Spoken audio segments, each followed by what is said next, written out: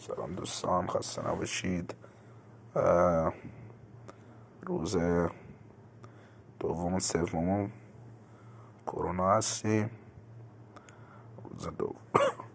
روز دوم روز سوم بود و اینطوری بودش که با درد شدید گلو و بدن درد از خواب بلند میشیم و تا شب حالمون بهتر میشه با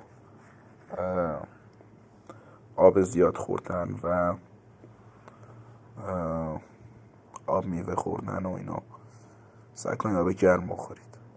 من روز دوم و سومم یکسان بود، به خاطر همین تو یه ویدیو میگم. و اینکه صبح که از خواب بلند میشی درد شدید دارین تا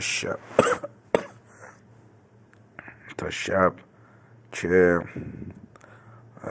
حالمون بهتر بشه. من حالم نسبتا به صبحم بهتره، چون صبح بدن درد شدید و گلو درد شدید داشتم. امیدوارم که روز چهارم روز بهتری باشه برای هممون. موفق باشید دوستان.